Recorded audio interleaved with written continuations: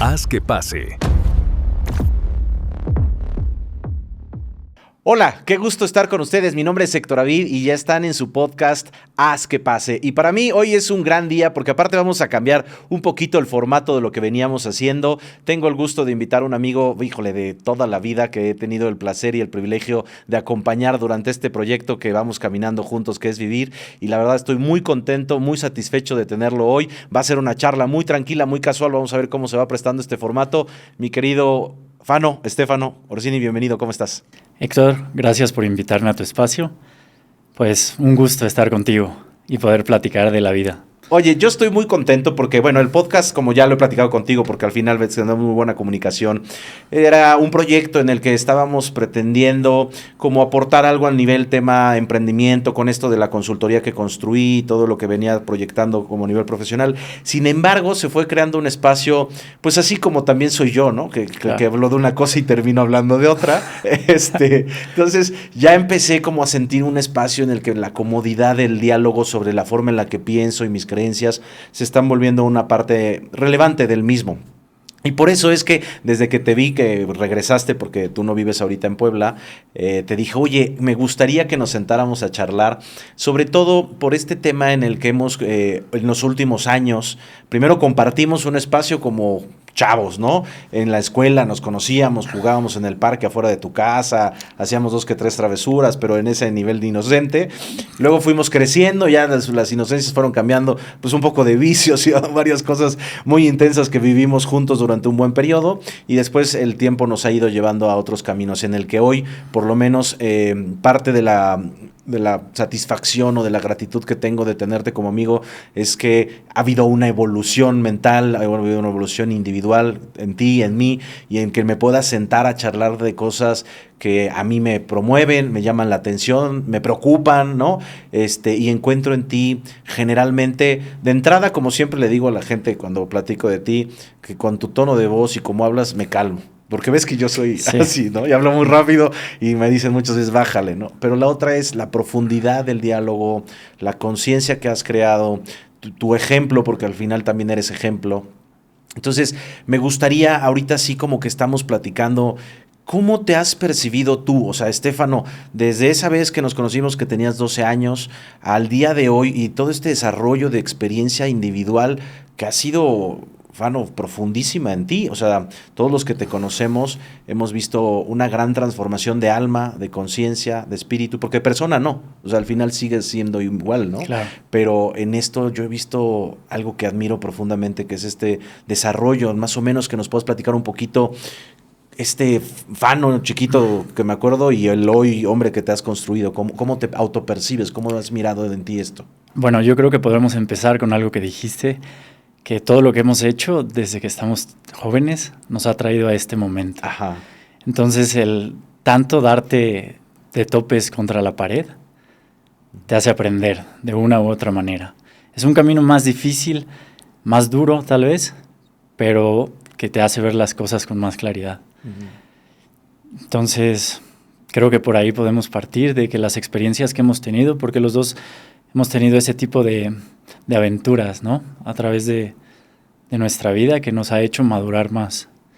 Entonces, yo creo que el haber vivido tantas cosas tan joven me fue llevando a este camino. Y es interesante porque, a ver, yo me acuerdo cuando estábamos en la secundaria, cuando nos conocimos, ¿no? En tu proyecto de vida, yo me acuerdo que eras muy sonriente, pero tenías cierta timidez, ¿no? O sea, al final no eras tan extrovertido como te volviste en la adolescencia. Hoy a lo mejor te has vuelto introspectivo, ¿no? Pero yo me recuerdo a un Fano más introvertido. Yo también era muy introvertido, yo tampoco era como, yo creo que eso coincidíamos, ¿no? Pero me acuerdo mucho en el que estaba esta disposición y esta alegría siempre de jugar. Y también te gustaba mucho el deporte, ¿no? Yo no era tan deportista, pero contigo compartía de alguna forma. Pero esto que tú dices es bien interesante porque yo recuerdo al Fano con el que me llevaba en la secundaria, ¿no? En el que teníamos parecidos similitudes de personalidad. Después nos tuvimos un pequeño alejamiento. Yo conocí a un amigo que se llamaba Conde, que era un poco en lo que me convertí, ¿no? O sea, como que echaba fiesta, relajo, buleador, o sea, ¿no? Y yo me acuerdo que dejé de verte un tiempo y cuando te volví a ver ya estabas marcado del abdomen, te llevabas con el grupo popular, salías mucho de fiesta y se había vuelto un fano súper extrovertido, como muy social, como muy abierto, como, o sea, como que había habido una modificación. Yo me acuerdo que alguna vez me platicaste que te habías ido a Francia, ¿no? O sea, y que allá habías vivido algún proceso y que cuando regresaste a Puebla, pues venías como con mucha hambre o luz o no sé qué pasó. O sea, porque sí pasamos del anonimato total, ¿no? A la proyección, porque hubo un momento en Puebla en que a todas las fiestas te querían invitar, a todas las reuniones querían que fueras, ¿no? O sea, es decir, lograste tener una transición interesante. ¿Te acuerdas qué pasó en ese periodo? Creo que sí. Vamos a empezar por la primera parte, que es cuando llegué de Chiapas. Ajá. Entonces yo creo que cuando llegué de Chiapas todo era nuevo para mí. Entonces era un mundo totalmente diferente y yo creo que tenía mucho miedo, ¿no? De chico recuerdo que lloraba mucho. En esa etapa que era cuando llegué, la secundaria, yo venía de vivir con mis abuelos, entonces crecí con ellos y cuando llego al mundo exterior solo con mis hermanos, pues todo era diferente para mí. Entonces esa etapa fue como algo nuevo y las pocas personas con las que socializábamos en la escuela, yo creo que me faltaba mucho aprendizaje, ¿no? Pasé algunos años así, hasta que salí, es cierto, que empecé a ir a Francia porque mi papá era francés. Entonces, cuando él muere, mis tíos se quedan pendientes de mí y vienen a verme y me invitan a Francia. Entonces, cuando llego a Francia, era un mundo totalmente diferente y su percepción de la vida igual, y empiezo a tomar un poco de ellos, empiezo a tomar un poco de ese estilo que ellos tenían y me empiezo a tratar de tomar esa máscara, ¿no? Uh-huh. Entonces, de querer ser, de querer pertenecer a algo y, bueno, lo demás también es yo creo que la disciplina y lo que quieres lograr, que llegas y lo trabajas, ¿no? Lo cumples. O sea, traes el objetivo y dices, hasta que lo logre, vamos a ver qué pasa. Y es interesante porque, bueno, al final esa es la etapa formativa. Es decir, como yo hoy lo veo a la distancia, en la adolescencia, esta parte a partir de los 13 años, que es el rompimiento con el origen, ¿no? O sea, es decir, cuando somos niños, nuestros padres lo es el todo, ¿no? Nos cuesta trabajo, de hecho, entender que físicamente estamos separados de ellos y los admiramos y los idolatramos o los colocamos no en todos, pero en una particularidad general, ¿no? Lo colocamos siempre como nuestro papá es el mejor, la mamá es lo mejor, es decir, y de repente existe desde el movimiento hormonal y psicológico, y bueno, ya habrá expertos que nos podrán decir qué pasa neuronalmente, existe el rompimiento, ¿no? Y entonces el adolescente, pues como dicen, adolece y dice, ya me quiero despegar de mis padres, buscar mi identidad y encontrarme a mí mismo, quién soy, ¿no? Y cómo me puedo colocar en este mundo. Y eso siempre va a ser a través de estereotipos, imitaciones del círculo social, contemplaciones desde tus linajes, pero es decir, creo que esa etapa es constructiva y por eso se vuelve tan rebelde, tan violenta, tan intensa, ¿no? O bueno, yo así, a lo mejor estoy hablando de mí, ¿no? Yo me acuerdo que pues, de niño era una personalidad y cuando entré a la adolescencia surgió una sombra pronunciadísima de mí, ¿no? Es decir, como muy intenso, como muy enojado, como muy agresivo, como muy arrojado, como muy rebelde, ¿no? Y yo recuerdo que en esa época cuando nos reencontramos y que empezamos a no construir, porque ya traías tu grupito de vándalos al que me sumé, y que fue divertido, ¿no? Hasta que llegó a un punto en el que pues pasaba a ser de divertido a pues, ser bastante excesivo en muchas cosas. Nada grave, pero en cuestiones como muy intensas de la adolescencia, ¿no? Sí. Entonces, en esa definición de esa época, que yo me di cuenta que a mí no me gustaba esa personalidad de mí, ¿no? O sea, es decir, yo me di cuenta que esa forma, como lo acabas de decir, creo que me reflejo, en el enojo había mucho miedo. Y entonces yo me volví agresivo y violento desde el miedo me acuerdo una frase que me dijo mi papá, el que grita primero gana, ¿no? Entonces, si yo me muestro más violento que tú, hay una posibilidad que tú ya no reacciones, ¿no? O sea, que te intimide. Sí. Y eso creo que me pasaba mucho, un poco por mi fisionomía, porque siempre tendía a ser grande, ¿no? Mi propio rostro. Me acuerdo alguna vez en una prepa me dijeron, oye, tienes una cara de maldito y de malvado que no aguantas, ¿no? Porque no tengo un rostro bonachón. Entonces, creo que esa máscara y esa personalidad a mí me funcionaba en esa etapa, pues para que no se notara tanto el miedo que tenía dentro, esta transición de ser un niño muy inocente, ¿no? Que cree en los Reyes Magos hasta los 13 años y de repente salir a la calle y darse cuenta que pues que todo es muy rudo, ¿no? Sí. Y no sé si a ti viviste con alguna similitud de esta experiencia de adolescencia. Sí, claro. Para mí fue la aceptación. Okay. Creo que yo quería ser aceptado por las personas, por las niñas. Reconocido y necesitaba generar algo que me diera aceptación y fue el gimnasio. Lo primero, porque era algo que yo veía. Yo decía, bueno, a las personas que están fuertes las aceptan más rápido. O sea, y eso me motivó a meterme al gimnasio, digamos, antes que decir hacer ejercicio. Y ahí empezó mi camino con el cuerpo. El ejercicio. Pero por la aceptación. ¿Y tú crees que esta disciplina que se convirtió en estilo de vida es un tema de personalidad o si es solamente un tema de decisión? Es decir, tú sí, bueno, había varios del grupo que se metieron a hacer ejercicio y fueron muy constantes, pero habíamos muchos que no. O sea, porque yo me acuerdo que me llevabas al gimnasio, ahorita que me dices, pero hay gente a la que eso no se nos integró y tú lo tenías muy claro, ¿no? Bueno, tal vez porque desde chico nadaba, jugaba fútbol. Siempre has tenido Siempre he tenido ese movimiento, ese estímulo. Entonces eso me ayudó a que fuera más compatible con el gimnasio, sí, más fácil. Pero yo creo que en general nos unía a todos que queríamos eso. Yo veía que no era solo yo, sino tú también. Claro. Y los demás que estuvieran queríamos vernos bien, sí, queríamos la mayoría, vernos fuertes. Exacto. ¿Por qué? Porque tú sabes que eso te da como un respaldo ante cualquier persona. Claro, sí. No, aparte no solo es estético, sí es, o sea, físicamente te ayuda a eso, o sea, a responder más rápido, a estar más ágil, más activo. Llegas a una verdad más profunda a través de eso, pero el primer pensamiento o la primera decisión por la que lo haces, en mi caso fue aceptación, porque yo era muy delgado. Sí, eras entonces, muy delgado. Yo no quería estar delgado, yo quería ser fuerte. Claro. Y después vas encontrando otras cosas, ¿no? En el camino y te vas moviendo hacia otros lados. Ya no es solo el gimnasio, ya es el movimiento, el estímulo, tu cuerpo, y te va llevando hacia la alimentación. Bueno, pero así claro. Ya es la progresión de la conciencia. Y en esa etapa que tú recuerdes, ¿qué crees que ha sido la parte que más aprendizaje o qué fue lo que determinó que haya habido un cambio de conducta? Porque no sé hasta qué edad te duró la rebeldía, porque yo me salí antes del grupo. ¿Cuánto tiempo? Y ahora a la distancia dices, mira, lo que yo percibí que era lo que tenía que vivir, experimentar o que concienticé e integré, era esto en ese periodo de esa etapa. Creo que mi mayor cambio fue a través de las drogas. Ok. Es la etapa que tengo marcada y que me doy cuenta ahora que fue esa transición la que me hizo cambiar mucho. Porque una vida de fiestas, de excesos, pero al mismo tiempo me gustaba hacer ejercicio. Y el ejercicio se volvió la terapia para que yo pudiera dominar esa parte de mí, que estaba descontrolada.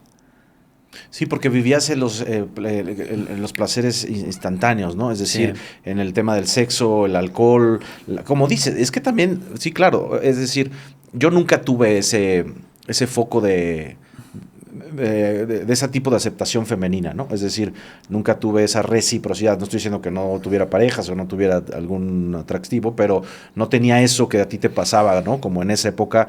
Una, porque evidentemente siempre cultivaste mucho tu físico, pero también por tu personalidad, ¿no? O sea, es decir, construiste una personalidad, un carácter que es muy afable para las mujeres, ¿no? Eso ya es una dominancia interna tuya.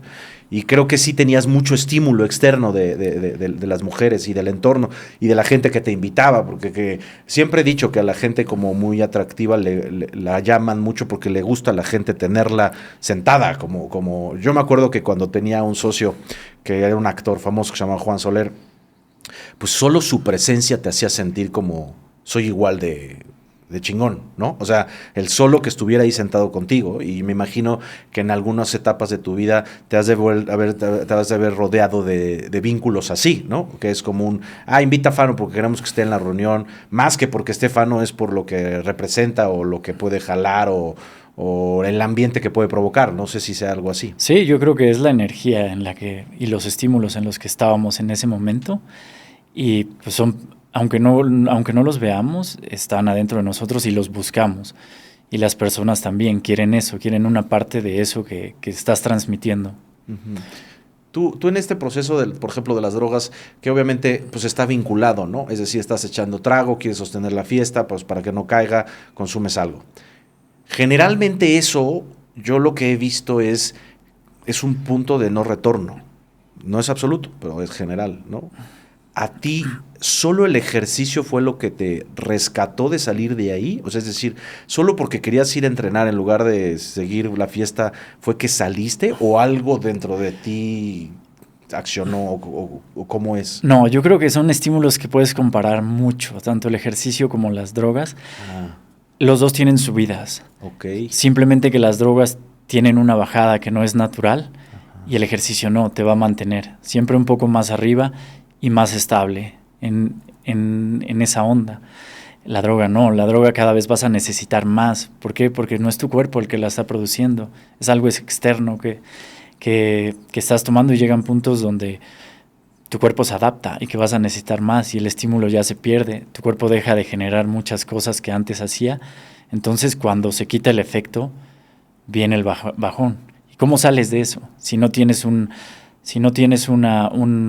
motivación. Ajá. Es difícil, ¿no? Yo lo veo ahora con todas las personas que se drogan y que no veo una salida, que no tengan para dónde. ¿Por qué? Porque no tienen algo que los motive. En mi caso siempre me ha motivado el ejercicio. Ok. Ahora, ¿es un tema solo de motivación o también de estructura? En mi caso fue motivación, estímulo. Porque la estructura, y tú me vas permitiendo hasta dónde podemos ir llegando, pero en la estructura, por ejemplo, en el planteamiento de tu estructura natural o esencial, que es tu fuente, que es la familia, sí, pues al final siempre tuviste mucha libertad, ¿no? Me dices, tu papá falleció cuando tenías 4 años. 4 años. Tu mamá pues también no era como tan presente, estaba ella estaba en Chiapas, y yo vivía tú estabas solo en Puebla, y luego te fuiste a Playa del Carmen, y luego diste tu road trip de hipster rock, de rockstar, ¿no? Y te fuiste a vivir a playa y estuviste seguramente pasando bien. Es decir, ¿hacia dónde te contenías en los momentos de crisis? Porque seguramente tuviste muchos momentos de crisis entre la cruda, la madre esta y el hueco, todo el desmadre en el que estabas. ¿Solo el ejercicio te levantaba? Sí, porque el ejercicio hace que cualquier droga, alimento que tú introduzcas a tu cuerpo, hace que lo deseches de la misma manera, muy rápido. Entonces yo no tenía tanta bajada, ¿no? Porque al siguiente día yo estaba haciendo algo, pero llegaron momentos donde ya no me daban ganas de hacer ejercicio. Entonces empezaba a sentirme deprimido y a llorar solo, cosas que no hacía. Entonces me di cuenta, no, esto ya no me está llevando a algo que me haga sentir bien, porque me hacía sentir bien en el momento, en la fiesta, en el alcohol, en lo que estuviera sucediendo, pero al siguiente día yo ya sabía poco a poco las consecuencias que iba a tener. Es que eso a mí me llama mucho la atención de tu personalidad en particular. O sea, esa capacidad de reflexión, esa capacidad de análisis. A ver, te lo digo, no, yo nunca he sido un tipo de tremendos excesos. O sea, por ejemplo, nunca he consumido drogas. Sí, he hecho trago y he echado mucho trago, pero nunca he sido, por ejemplo, me fui 4 días de borracho y nadie sabe dónde estoy o terminé en una banca. O sea, es decir, generalmente son pedas y me voy a dormir, ¿no? Sí. Es mucho, sí consumo mucho alcohol, pero nunca. Pero a mí me llama mucho la atención porque en lo que he observado, ¿no? En casos personales, ¿no? Como de exparejas o de ex amigos, no tienen esas reflexiones. Es decir, consumen estos, pues sí, drogas, alcohol, lo que sea, y generalmente no despiertan diciendo qué estoy sintiendo. Estoy sintiendo mal, vuelvo a entrar. O sea, es decir, no, o sea, eso es lo que me refiero, es, chinga, estoy llorando. No, espérate, le voy a hablar ahorita a un amigo y le voy a echar trago. No, ¿sabes qué? Le voy a hablar a una amiga, ¿sabes qué? Me voy a meter en una relación de pareja. Es decir, no, yo no, es que se me hace, por esto te digo que me llama mucho tu personalidad, porque tú estando dentro, o sea, literal dentro del ecosistema, en el estímulo de las mujeres, estímulo de las drogas, estímulo del alcohol, el estímulo de la fiesta, tú me dices, es que yo despertaba y decía, esto no me hace bien, no me siento cómodo, esto no es natural en mí, voy a hacer algo al respecto, me voy a hacer ejercicio. Claro, porque ten en cuenta que conocía el estímulo del ejercicio en mi cuerpo y es muy parecido la sensación que tienes, ese rush, esa adrenalina que sacas, que despiertas cuando tu cuerpo lo siente. Entonces yo quería sentir eso, pero mantenerlo. Ok. Entonces, conociendo ese estímulo, para mí, cuando yo tengo algo que me hace sentir mal, ¿qué necesito? En automático digo, no, necesito sentirme bien. ¿Qué me hace sentir bien? Nadar, correr, hacer box, el gimnasio, ese abanico de posibilidades en el que entraba para sentirme bien. Pero a lo que me refiero es, claro, y pudiste haber elegido, pues, echarte una cerveza, un clamatito, conectar la peda y volver a darle, ¿no? O sea, entonces no solo había un tema del estímulo, había un tema de conciencia o un tema de solo vanidad. O sea, decir, no, porque sigo haciendo eso, me voy a poner panzón y yo no quiero eso. No, para nada, porque o sea, no tengo nunca tuve el problema como, creo que tengo un metabolismo acelerado desde chico, entonces genética. Lo que yo perdía era músculo. Yo en lugar de engordar, adelgazaba. Claro, sí es cierto. Pero bueno, ahí es donde a mí me llama mucho la atención porque también dentro de este podcast, conforme he ido avanzando, platicando con gente extraordinaria e interesante, hay algo de lo mismo que hemos platicado. O sea, yo en el momento de crisis, o en este momento de crisis, o el que estoy saliendo, o como lo queramos ver, estoy muy intrigado de la psicología humana. O sea, es decir, como observante que me gusta hacer, ¿qué hacen las otras personas para surgir de las crisis, ¿no? Sí. Y de forma asertiva, porque conozco gente que sale de las crisis pues metiéndose en otras 8, ¿no? Claro. Pero a mí hoy, en este periodo de mi vida en el que estoy reflexivo por las cosas que he vivido, en las que me he involucrado y de las que estoy tratando de resurgir, es una observación como muy tajante de qué hace la gente, ¿no? Y porque al final creo que los seres humanos, fuera de esta gran capacidad de introspección que puedas llegar a generar, todo es a través no solo de la imitación, de la contemplación, ¿no? Y entonces al ver las herramientas de otras personas, es conforme creo que puedes ir construyendo mejores y herramientas más eficientes para ti también, ¿no? Por eso te digo, a mí me llama la atención porque tu mecanismo mental, porque insisto, yo conozco gente que antes de que le entre la cruda, ya está volviéndose a meter la toxina, ¿no? Sí. Y emocional y de producto, o sea, no solamente es tomar, ¿no? Es emocionalmente también. Antes de que me dé tristeza, pues ya me eché a otra persona o ya me involucré con alguien más, o sea, con tal de no tener esa sensación. Tú dices, ok, yo tenía este pico dopamínico de las sustancias y cuando venía el bajón decían, yo necesito regresar a ese pico o por lo menos estabilizarme para no irme al fondo, ¿no? Sí.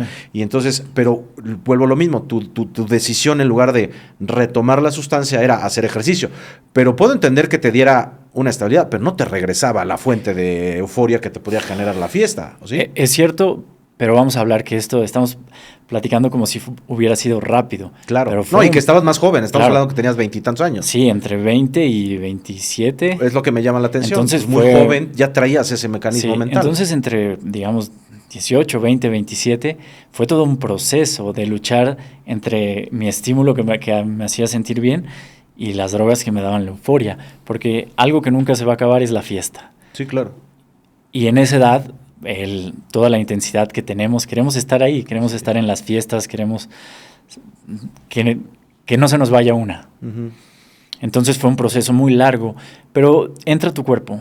Creo que en juego entra mucho el cuerpo, porque el cuerpo llega un momento donde empieza a depurarse también y empiezas a sentir más a través del cuerpo. Uh-huh. Entonces, cualquier cosa que ingieras, tu cuerpo ya empieza a hablar. Claro. Y ya vienen enfermedades, ya vienen otras cosas que influyen a que tú también digas, bueno, si sigo haciendo esto, pues va a terminar en... Sí, la ruta está, lo mismo, el ejemplo está ahí, en el señor panzón que no puede respirar, Claro. ¿no? Es decir, claro, en la comparativa, o sea, claro, tiene sentido. Ahora, esto es interesante. Bueno, a ver, tú tienes mucho conocimiento no solamente de ese tema, sino lo vives.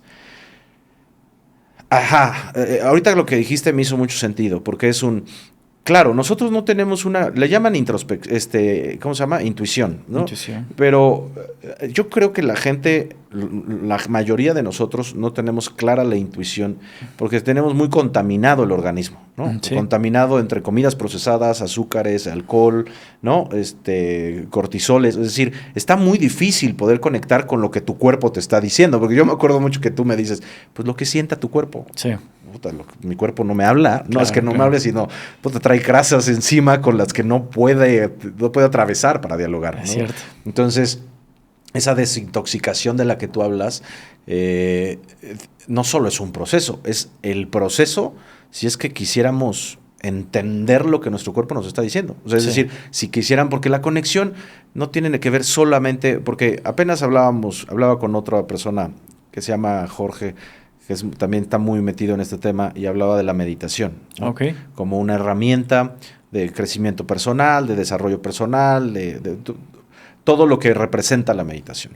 Yo vengo de meditar, ¿no? O sea, Sí. recuerdas que gracias a la recomendación tuya hice ayahuasca, fue una experiencia maravillosa que me creó una gran neurosis y me hizo tomar muy malas decisiones, pero como experiencia fue hermosa, ¿no?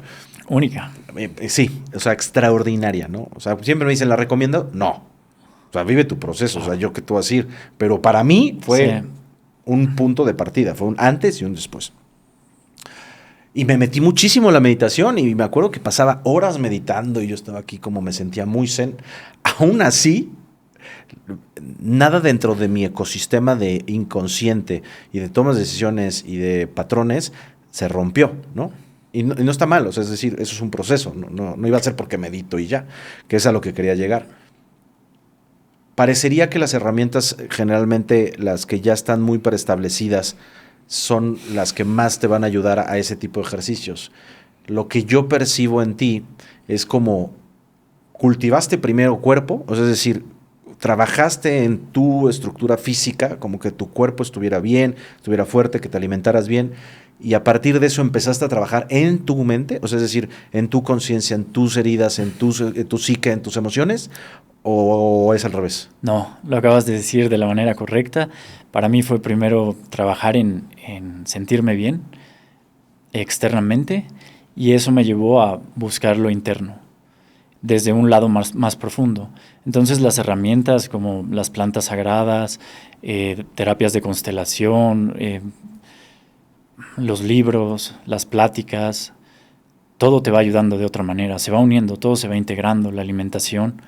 Pero yo pienso, desde la experiencia que yo tengo, en lo que yo viví, que trabajar de esa manera me ayudó mejor a darme cuenta de que si lo hubiera hecho al revés, de que si hubiera estado en el caos y hubiera buscado las otras herramientas antes. Ajá. Porque lo veo en la gente, lo veo en las personas y siento que hace falta todavía regresar a esta parte de donde el cuerpo es muy importante cuando quieres sentirte bien. Sí, porque en teoría nos han dicho que lo importante es la mente, ¿no? Sí. La psique y las emociones, y que las emociones construyen el cuerpo. Y sí, a ver, creo que todo tiene relación, tiene nada relación. es absoluto ni nada es unilateral. Sin embargo, yo veo gente que medita que está muy trastornadita, ¿no? O sea, es decir, y también gente muy bien físicamente que está igual de Claro. trastornada. O sea, Sí. no quiero que caiga en el simplismo del discurso. Pero sí veo en ti esto que admiro profundamente, que es una gran coherencia, ¿no? En tu proceso, Sí. no estoy diciendo que seas un gurú, pero en totalmente. tu proceso veo una gran coherencia entre lo físico, lo emocional y lo mental, ¿no? Y con un propósito muy claro que tienes tú en el que vas trabajando. Evidentemente no estoy diciendo que tú despertaste y ya eras el Buda, ¿no? Por eso como que quise poner el antecedente, sobre todo por el que pueda escuchar, de decir, lo hemos platicado mil veces, la capacidad de la resiliencia, de la superación de las crisis, unas muy mal llevadas, unas mejorcitas, otras esperemos que ya mejor, ¿no? Pero esas crisis que se han presentado en tu vida, que te han ido haciendo mirar, ¿no? ¿Qué es lo que quieres en tu vida? Es lo que a mí me llama la atención. Porque hoy veo que el éxito está muy basado en lo económico. Bueno, no es de hoy, de muchos años, pero hay una gran tendencia de pensamiento hacia allá. Sin embargo, creo que el éxito es la coherencia, ¿no? Y la coherencia te puede traer lo económico también, Sí. pero esta capacidad, la coherencia para mí es la capacidad de que entre lo que piensas, sientes y haces, esté alineado, ¿no? O sea, que yo no lo he logrado, pero se me hace complejo. Tú, ahorita que empiezas como a introyectar esto, porque también, pues te casaste, ¿no? Es decir, Sí. saliste de este periodo de rockstar, vamos a ponerle así, y de repente me escribes un día y me voy a casar, ¿no? Y digo, ¿cómo? O sea, Sí. el bachelor forever, el soltero de la bola, el que todo era una posibilidad en el mundo, ¿no? No había nadie que le llenara. De repente encuentra y me dice, me voy a casar. Y a mí sí me impactó impresionantemente, ¿no? Porque de todo el panorama de lista de amigos que tenía, realmente el que menos creí que se fuera a casar, pues eras tú, ¿no? O sea, porque no vi nunca una tendencia tuya de una idea de construir una familia o de creer en la monogamia o de decir estoy profundamente enamorado. Sí. ¿No podrías como platicar este momento que fue así como muy interesante? Sí, bueno, siempre he sido una persona que trato de guiarme por mi intuición. Entonces, tengo muy marcadas las etapas de mi vida y recuerdo que en algún punto quise sentirme estable. Ok. Y sentía que estar con alguien, con una pareja, me traía esa estabilidad que yo todavía no conocía. Y soy alguien experimental, que me gusta vivirlo, no que me lo cuenten. No que tú llegues y me cuentes de Dios. Me gusta experimentar lo que es Dios. Me gusta, entonces necesitaba ese aprendizaje en mi vida. Necesitaba tenerlo para poder darme cuenta de lo que es. Y poco a poco me fui yendo en esto y entré. Como he entrado en todas mis etapas, las trato de vivir profundamente.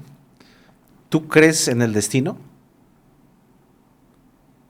Es una pregunta con muchas Pues las que matices. le pues los que matices que le ¿A encuentres. qué te refieres? Porque entonces, pero ¿por qué escogiste esa persona y no a otra? ¿Por qué en ese momento y no en el otro? ¿Crees en esto del destino de encontrar a alguien que Dios te dicta, te toca?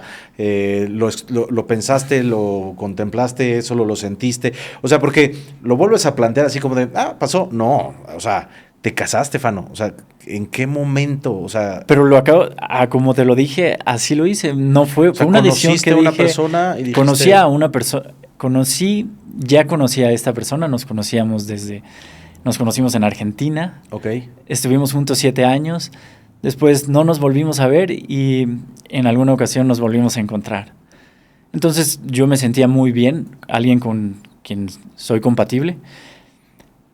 Y empiezas a ver, cuando compartes con otra persona, empiezas a ver que no todo es como tú lo quieres, como solo tú lo piensas. sí. Entonces empiezas a ver, bueno, vamos a probar. Y sus sueños se empiezan a convertir en tus sueños.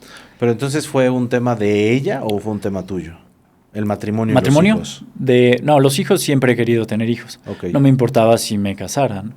El casarme nunca ha sido algo que tanto no me afecte como que me afecte. Lo puedo hacer o no lo puedo hacer, no importa. Me dejo llevar. Entonces, me dejé llevar. Pero ¿y por qué te generó tanto conflicto la palabra de destino? Destino no me genera conflictos, sino la respuesta no la tengo clara. Okay. Porque sí creo que las personas que encuentras son las que están, Ajá. pero tú decides si las quieres en tu camino, qué tanto tiempo las quieres en tu camino. Ok, sí, bueno, entonces sería como este planteamiento del destino en relación al plan divino, al plan del universo, a lo que tú quieras llamarlo. Sí. Sin embargo, con esta gran matiz que le llaman libre albedrío, Sí. ¿no? Es decir, es que a mí se me hace esto muy divertido, porque yo me acuerdo cuando fui a ayahuasca, derivado de tu gran recomendación, que yo iba con el planteamiento, ¿te acuerdas? Que era de, no, yo tengo que sanar, porque en teoría tengo un conflicto con las mujeres, ¿no? Y me acuerdo que me preparaste, que el ayuno, que nada de café y así, que fue un proceso complejo porque yo soy alguien de muchos estímulos físicos. Y que cuando fui que se me reveló eso que en esa expareja que tenía en esa época, ¿no? Que yo con ella iba a tener un hijo y que tenía que resolver con mi linaje masculino. Al final ya pasaron casi 4 años y digo, qué mal entendí todo, ¿no? O sea, todo fue desde el ego y desde todos puntos de heridas y todo lo que me dijeron comprendí de forma nada asertiva. Creo que lo que necesitaba era eso, espacio de tiempo, pero pues yo soy intenso. Y entonces en esa capacidad de lo del destino, ahí fue cuando me dijeron, derivado a que yo decía, pero ¿cómo? Si a mí me dijeron en ayahuasca que yo iba a tener un hijo con esa persona, pues a mí me dijeron, ¿no? Claro. Y entonces me decía esta persona, me dijo, no, a ver, una cosa son los contratos que puedas tú realizar de almas, otra cosa es que haya un planteamiento divino, pero cada individuo tiene la decisión sobre esta tierra, sobre su materialización, de si cumple o no. Y las consecuencias que le genere la decisión. Es decir, esta persona o esa mujer, se Amalia en ese momento y tenía la plena convicción o decisión y libertad de decir, yo no quiero crear una familia, ¿no? Y aunque su alma y aunque lo que te hayan planteado haya sido así, esa libertad es divina, ¿no? Y ahí es donde los caminos pues se dividen o se trifulcan o se alejan, porque al final... Y a mí eso sí me quedó muy claro. O sea, yo sí creo en el destino, pero no es un destino determinativo, no es un destino unilateral o es una sola línea de destino, ¿no? Esta posibilidad de nuestro crecimiento. Porque también me imagino que no es el mismo destino que hubieras tomado si tú hubieras decidido no hacer deporte, ¿no? Sí. Al que tú... O sea, es decir, esa pequeña línea, que parece muy delgadita, pues te abrió el panorama de otra ramificación enorme del propio destino, porque al final el propósito estás aquí, es que estés en vida, ¿no? Sí, tú lo acabas de decir claramente. Es lo que yo igual creo. Creo que el destino, las decisiones que tomas durante el camino, pues marcan hacia dónde vas, ¿no? Entonces... ¿Y crees que haya buen destino o mal destino? No creo tanto en eso. Creo en lo que te toca, ¿no? Las decisiones que tomes las que tomes, te van a llevar hacia un propósito. Esto ya es pregunta, ¿eh? Yo también no la tengo la respuesta, ¿eh? O sea, si yo decido hacer una cagada de mi vida, al final voy a terminar en el punto en el que tendría que haber llegado. Sí, porque lo hemos hecho. Lo hemos vivido. Hemos vivido esas cagadas. Ay, pero no me siento tan descagado. No, esas cagadas te han llevado al punto en el que estoy. Al punto en el que estás. Yo veo gente muy terca, ¿no? O sea, como muy terca en tomar las riendas de su vida. O sea, ya deja el destino, yo no lo podría mirar, pero hay gente que está empecinada, lo hemos platicado, ¿no? Sí. A ver, yo un poco a veces tiendo a ser terco, pero yo veo que hay gente empecinada en decir, la vida te está diciendo, ya, no, bájale, y es como, bueno, pues ahora lo voy a hacer más o con más intensidad. ¿Ahí crees que la gente realmente pueda llegar a una profundidad de destino? ¿O solamente transitará en evasión y no culminará en nada hasta su decadencia? No, yo creo que todos podemos darnos cuenta. Okay. Pero el punto es, ¿cuándo quieres darte cuenta? ¿O por qué no te estás dando cuenta? ¿Qué crees que pase para que la gente no se dé cuenta de lo que se está mostrando tan repetidamente? Apenas hoy en la mañana escuché una frase que se me hizo muy interesante, que decía, solo basta una habitación sola para que el hombre se quiebre. Y se me hizo como muy, así es cierto. O sea, es decir, el hecho de que hombre, mujer, no es un tema de género, ¿no? Es que una persona esté sola en una habitación consigo mismo, es suficiente para que se quiebre o se evada, ¿no? Sí. O sea, un ejercicio tan simple se me hizo muy fuerte porque observo esa gran constante de llenarse de ocupaciones, de estímulos, de gente, con tal de no estar con tu propia existencia. Y con este monstruo que se llama mente, ¿no? Que genera pensamientos. Esta misma persona que vino la vez pasada, Jorge, decía, si nosotros pudiéramos ver los pensamientos de las personas, estaríamos en un psiquiátrico, ¿no? O sea, si nosotros pudiéramos observar lo que el otro está pensando, seguramente todos estaríamos diagnosticados de esquizofrénicos, ¿no? O sea, estamos enfermísimos de la cabeza, ¿no? Sí. O sea, los pensamientos y me ha pasado, ¿no? Que yo paso mucho tiempo en soledad y que la mente te hace unas jugarretas horrorosas. ¿Tú cómo gestionas esto mentalmente? O sea, ¿cómo solo con el ejercicio? Porque aparte de ejercicio puedes hacer ¿cuánto? 2 horas al día. Sí, bueno. ¿Y el resto? Hablemos de que yo en dónde vivo, para poder responder esta pregunta. Hace 2 años me fui a vivir al rancho con mi mamá. Entonces, en el rancho con los animales, por lo general todo el tiempo estás activo. Uh-huh. Entonces, la mayor parte del día la paso cuidando a los animales, viendo que estén bien, tenemos igual frutas, viendo otras cosas. Y eso hace que tu cerebro esté trabajando de otra manera, en la que no entres tanto a dejarte llevar por todo esto que se vive en las ciudades. Uh-huh. Me pasa mucho que allá, cuando estoy allá, el celular lo veo ocasionalmente y no es como cuando llego aquí, que quiero verlo cada 10 minutos. Sí, claro. Y me pregunto, ¿por qué me está pasando esto? ¿Por qué aquí me pasa esto y allá? Y trato de observar cuál es la razón y pienso que es la naturaleza. Que cuando nos conectamos a la naturaleza, porque somos parte de ella, entras en otra frecuencia, donde no necesitas tantas cosas que te marque el sistema como es en la ciudad. Ahorita me vino una pregunta que me gustaría poner en paréntesis antes de que entremos a esto en el que ya es tu proceso del presente.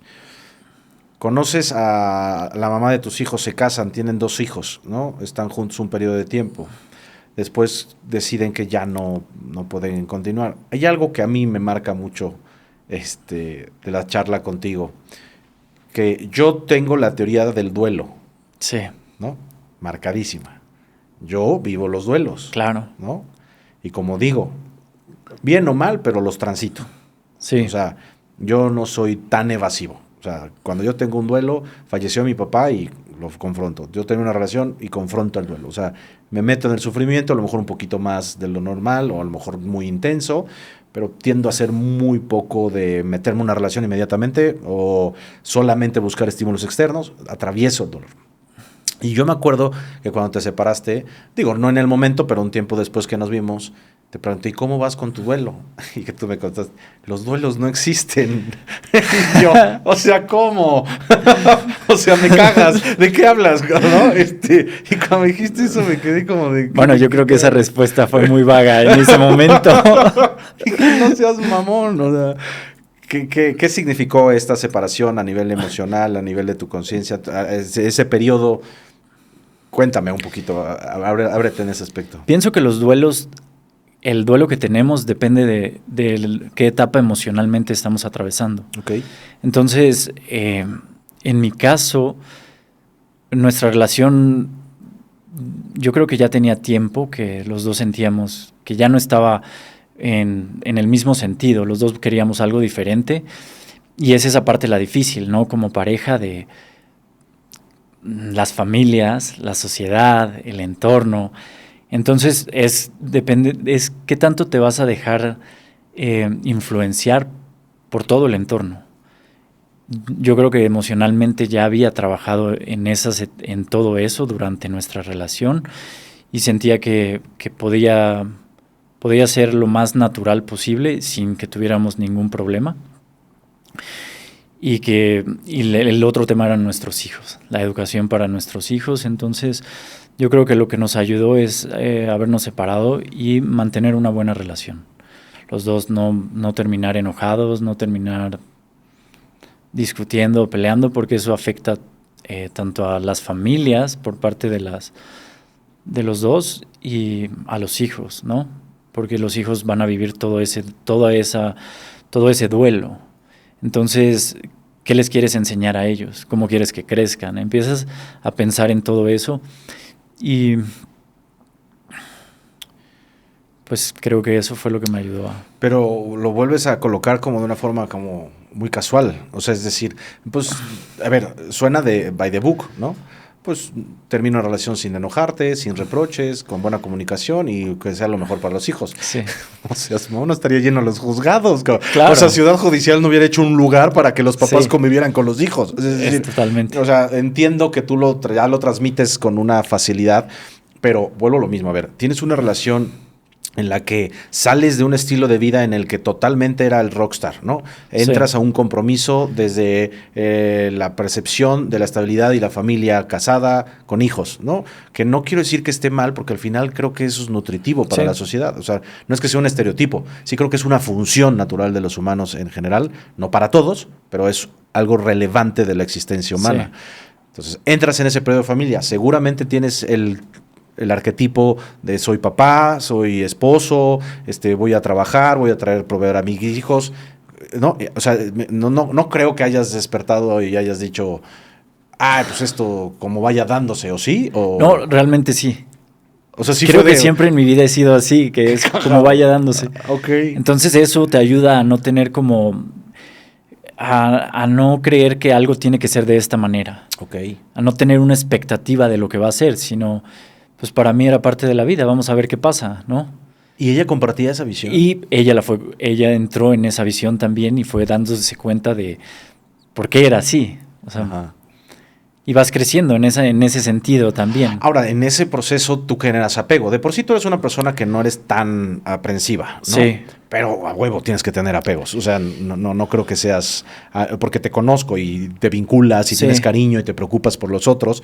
Claro que generas un apego. Entonces, creaste un apego de una relación de pareja, sano o no sano. No sé si le pudiéramos llamar apego. ¿Qué es lo que generas? ¿O una conexión? Conexión. Lazos. Para ti es una conexión. Que siempre va a estar. Pero al final es algo en el que tú estás para el otro, ¿no? Siempre. Y cubre espacios físicos, emocionales y mentales. Sí. De repente ya no está. Sí. ¿Y no pasa nada? Es que te digo que me llamas mucho la atención. O sea, es que es ok, ya tengo mi familia, ya, órale. Y de repente dijimos...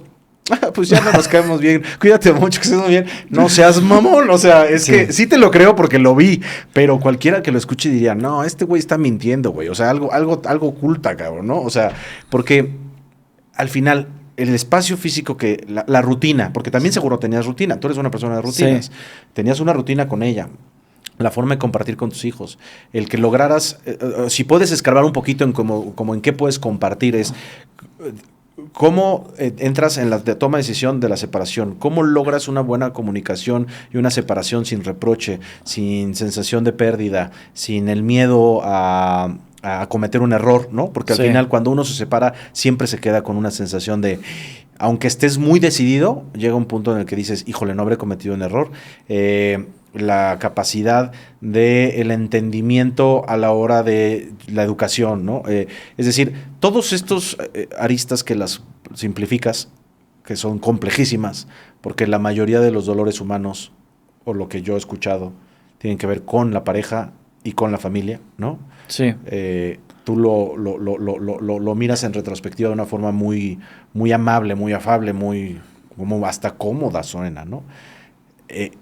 ¿Cómo lograste eso? ¿Y tu pareja reaccionó igual? ¿Fue un proceso? ¿Simplemente se sentaron un día y dijeron, compis, chócalas, nos vemos en otra vida? Es que... No, yo creo que lo veníamos sintiendo antes que nada cuando estábamos en la relación y lo veníamos hablando también.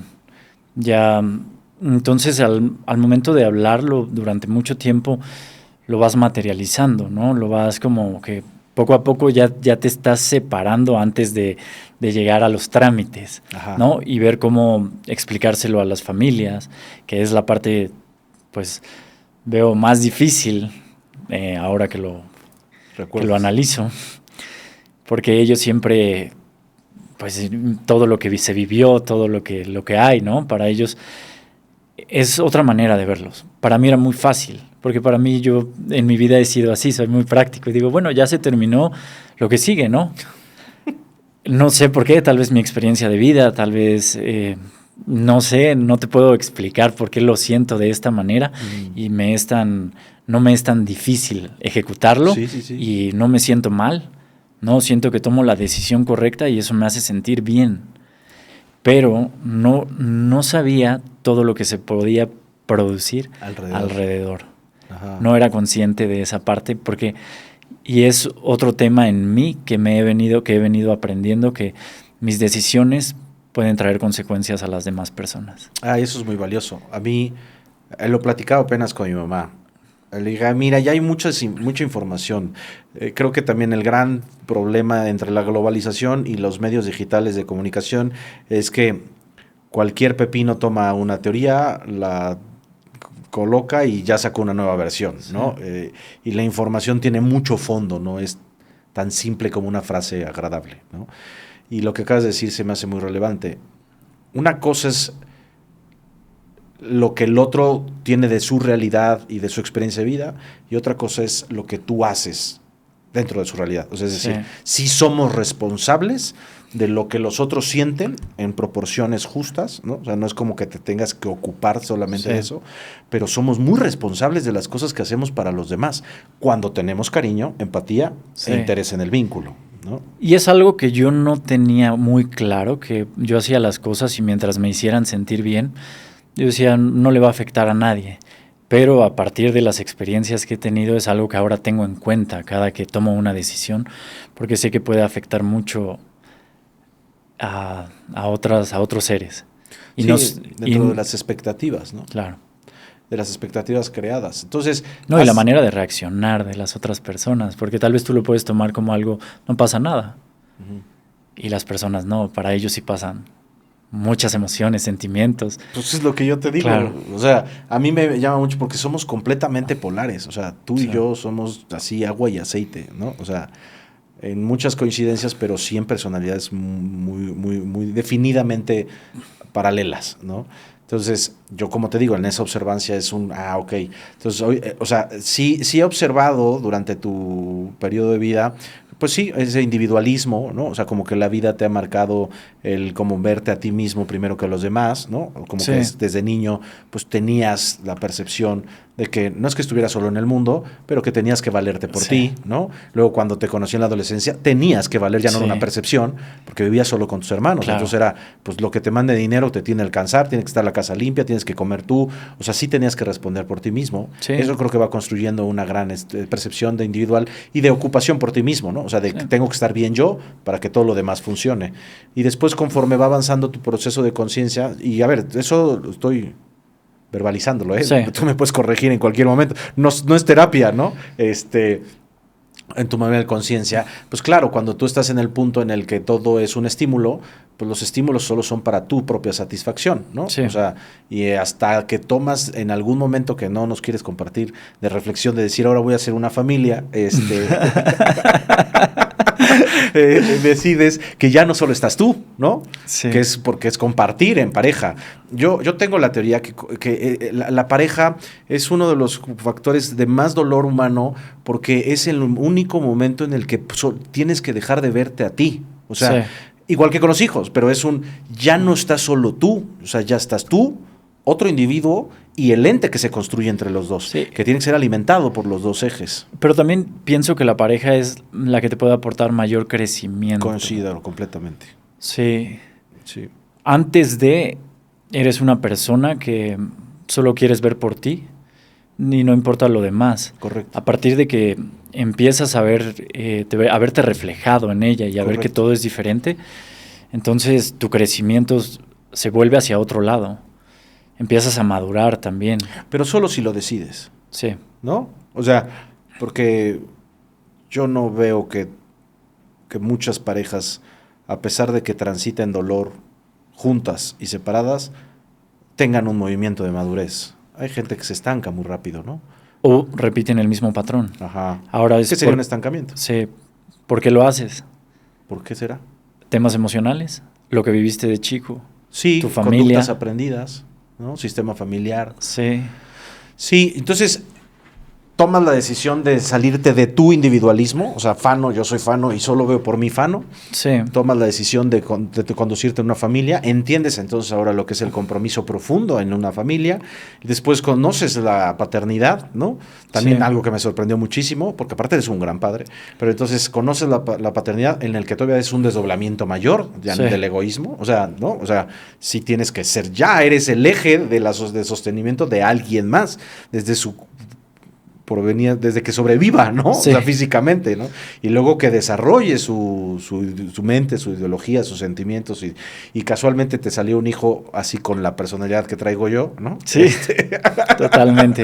Para que te digan, ya ves, deja de juzgar a tu amigo, y entonces, bueno, te vuelves padre, empiezas un proceso, ahí sí veo que sí ya te metiste durísimo en un proceso de sanación, introspección personal, ¿no? Sí. En el que ya fue un fondo, o sea, bueno, no tocar fondo, sino ir al fondo, ¿no? Que sí, cada vez ir ¿no? más Porque profundo. no era tocar fondo, porque eso habla de drama, ¿no? Estamos hablando de irte al fondo. Decides irte a vivir a Chiapas. Ahí es cuando decides. Un poquito después, pero... 3 años después de que me separé, decido irme a vivir a Chiapas. Y entonces ahí es donde ya estamos en tu presente. Sí. Entonces, en Chiapas, ¿qué ha sido lo que has experimentado de pasar? Digo, no es que seamos la ciudad más grande de México, ni una urbe estratosférica en el que haya rascacielos, pero pues, no deja de ser una ciudad grande, con mucho movimiento, y de repente, literal, como Mowgli, hijo, te fuiste a la selva, ¿no? O sea... Claro. Bueno, yo creo que me ayudó que cuando era chico vivía con mis abuelos ahí, en ese mismo rancho. Entonces ya traía un entendimiento y ya una adaptación, que ya la conoces. Porque veo que cuando la gente va a estos lugares, pero nunca ha sido, es a veces caótico, ¿no? Les cuesta, o sea, adaptarte a los insectos, al calor, a la humedad, a todo. Y para mí era normal, ya lo había vivido, ¿no? En otra etapa de mi vida. Entonces yo en mi creencia dije, va a ser lo mismo, ¿no? Como cuando estaba chico. Claro. Pero yo llego a Chiapas creyendo que sabía muchas cosas acerca de mi alimentación, de mi cuerpo, de mi vida, que todo es igual, que todo lo iba a poder replicar. Y la sorpresa fue que llegué y fue darme cuenta de que tenía que desaprender todo lo que creía que sabía. ¿Y qué fue lo que fuiste aprendiendo? O más bien, ¿qué desaprendiste? Cuando llegué tenía yo muchos protocolos de una vida rutinaria, como es en la ciudad, de que haces lo mismo en todo el año, prácticamente. Okay. Lo que yo hacía aquí, mi manera de comer, mi manera de hidratarme, mi manera de entrenar, casi siempre era muy repetitiva, ¿no? Encuentras como una rutina. Y cuando llegas a un rancho donde los animales no les importa tu rutina, entonces todo empieza a cambiar, porque tú tienes que encontrar cómo integrarte a esa parte, a cómo vas a... Por lo general despiertas con el ritmo, con esa frecuencia que te da la naturaleza, pero desde que te levantas tú no puedes tener un plan, siempre va a haber algo que tengas que hacer. Que si una gallina ya se fue para otro terreno, que si los perros mataron algo, que si la vaca ya se cruzó, rompió el alambrado, que si la cría no nació bien, que tienes que ayudarla. Entonces no te esperas nada, ¿no? Entonces no puedes vivir como diciendo mañana voy a hacer esto, sino tienes que estar preparado para lo que venga. Entonces solo es estar preparado. Trabajar para estar preparado, ¿no? O sea, porque al final tampoco creo que un rancho se pueda mover accidentalmente, ¿no? O sea, sí debe haber ciertas cosas que ya están predeterminadas sobre las variables que se pueden ir prestando. Pero son esas variables las que suceden cada día. Ahora, ¿y no viviste el duelo de pasar de la ciudad a quedarte en la intemperie? El primer año, yo recuerdo que me fui en febrero, en junio vine. Y después regresé en noviembre, diciembre. Entonces los lapsos eran muy cortos, no lo sentía tanto. Esta vez lo sentí, fue muy pesado. Pasé un año sin venir, un año sin convivir. Y como seres humanos creo que somos personas sociables, que necesitamos compartir y transmitir. Entonces este año sí me pesó. Me pesó no haber venido, el no haber compartido con otras personas, el no haber podido... experimentar esta parte social de la que somos también, sí, lo sentí y por eso regresé. Que ahí es algo interesante, el otro día lo platicábamos, que yo escuché, se me hizo muy inteligente la teoría, en la de nosotros nos construimos a través del otro, ¿no? Sí. Es decir, sin el otro no existimos. Por eso no sé qué opinas de estas corrientes New Age, en las que piensan que tú eres el creador de tu realidad y tú materializas todo tu entorno y todo existe solo porque tú lo ves y si no lo ves no existe, que cada día que avanzo se me quedan muy chiquitas esas teorías, porque entonces se me haría muy egoico creer que yo soy el centro del universo, la fuente de la creación y el punto de partida de toda la realidad, ¿no? A mí se me hace muy egoico. Y entonces esta teoría que dice que nosotros nos construimos a través del reflejo del otro, el reconocimiento del otro y la afirmación o rechazo del otro, es conforme nos podemos ver. Que la teoría la trae ya Jung, ¿no? Con el espejo famoso, pero esta me sonó más profunda porque ya no solo es el otro paralelo a ti el que te genera la experiencia de vida, como la pareja, el hermano, el papá, el hijo, sino el todos, ¿no? O sea, es decir, el amigo, el trabajador, el compañero, o sea, hasta la gente más simple. Es más, hasta como los tipos fans, que hoy se dan mucho este tipo de dinámicas, esta gente que te retroalimenta desde el exterior sin un conocimiento real, es conforme te puedes tener una apreciación de ti mismo, desde las virtudes, ¿no?, hasta los grandes problemas, ¿no? O sea, por ejemplo, a mí me pasaba que en el podcast me empezaban a escribir así como porque yo le hacía mucho a la gente, ok, no, porque como que estoy acostumbrado a platicar con alguien y asumirle que estoy poniéndole atención, ¿no? O sea, estoy presente en tu conversación y hago ruidos para que sepas que no me estoy durmiendo o estoy pensando, ¿no? Y bueno, eso generó una afectación enorme, así de, me distraes y me pones de malas y me da toque y digo, qué interesante. Okay, es decir, el otro me está diciendo algo en una mejora, porque al final es para una mejora, pero algo que yo no te das cuenta. O sea, lo hacía de una forma natural, ¿no? No tenía forma de observarme en eso si no hubiera sido por el otro que me lo dice, ¿no? Y entonces, esto que me dices, y que lo hemos platicado en el cómo el haberte aislado, ¿no? No de una forma ermitaña, pero de un aislado, pues sí, de un 80%, ¿no? Sí. Te observaste en la necesidad humana de convivir con otros seres humanos de cualquier tipo, o sea, o en cualquier ambiente, solo hacer ejercicio, solo tomar un café, cualquier tipo de compañía. Evidentemente me imagino que te gusta más la que suma, ¿no? Ahora que vas a regresar y que ya tuviste esto, ¿cómo lo aterrizas? O sea, es decir, ¿qué te llevas del haber regresado a Puebla un ratito y que vas a regresar a ese aislamiento? ¿Vas a volverlo a hacerlo prolongado? ¿Ya lo vas a medir más? ¿Qué puedes como comentarnos de esto? Pues para mí fue un aprendizaje muy grande el darme cuenta de esto, porque yo creía que podía estar solo infinidad de tiempo y que no necesitaba de alguien más. Pero no, me di cuenta en este tiempo que en la naturaleza lo ves replicado mucho. A la naturaleza le gusta ser vista, a los animales les gusta que los veas, a nosotros los seres humanos también. Aunque lo neguemos o no lo aceptemos, nos gusta ser reconocidos, nos gusta ser vistos, nos gusta ser observados y poder transmitirlo, compartirlo. Y eso te hace sentir bien. ¿Por qué? Porque esta plática nos hace sentir bien. Hay una retroalimentación, hay mucha observación, muchas cosas de las que tú dices yo me las llevo, muchas cosas de las que yo digo te van a resonar. Entonces, cuando no tienes ese espejo, y pues en mi caso le estoy platicando a las vacas, a los perros, a las gallinas. Aprendo mucho, claro. Sí. A través de la observación. No es burla, o sea, me da mucha porque la observación te da un aprendizaje que tal vez en la ciudad ya no tienes por tanta distracción.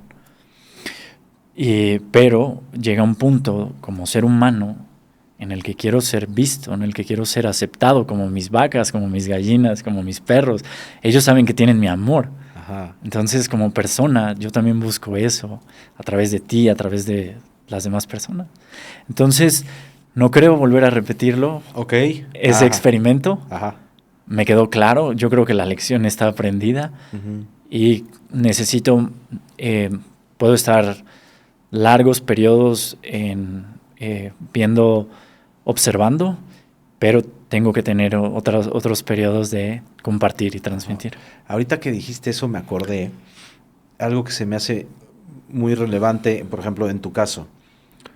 Hubo un periodo de tu vida en el que tuviste mucho reconocimiento. Ya deja lo de la etapa de la adolescencia, mucho reconocimiento, porque con el deporte me acuerdo que te entraste a lo de CrossFit Games y quedaste campeón, algo así, ¿no? O sea, que tuviste reconocimiento por tu desempeño físico, entraste a un reality show que se llama Exatlón, ¿no? Pues es un foco nacional, es decir, tuviste mucho foco. En ese momento, ¿qué te aportó ese foco? Bueno, es diferente porque yo creo que ese reconocimiento venía a través del ego.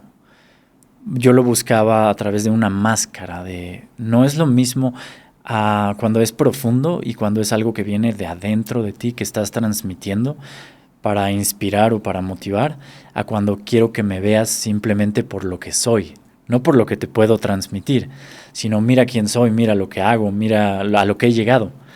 Entonces fue otra etapa para mí de mucho ego, de mucha... Que eso es lo que quería decir, o sea, tú tuviste esa etapa, o sea, en el que pues muchas gentes aspiran a, ¿no? Y que tú sí la lograste, o sea, porque al final no solo tuviste este reconocimiento de lo de CrossFit, ya no me acuerdo, que era un campeonato nacional o algo así, ¿no? Y ahorita nos platicas. Y el otro es el de un reflector nacional, ¿no? Sí. En el que las cámaras voltearon a ver a ti. Sí. Entiendo que son diferentes, pero a lo que me refiero es, teniendo eso, luego transitas Sí. en un, no aislamiento, pero en un, paraste por completo esa dinámica, o sea, detuviste de forma, si no tajante, por lo menos paulatina, cualquier interés o cualquier motivación interna de continuar sobre esa ruta. Sí. ¿Por qué? La experiencia que tuve en esos momentos, sentía que no iba con lo que yo quería, con lo que yo quería realmente. O sea, iba mucho, todo lo que yo vivía ahí tenía que ver con,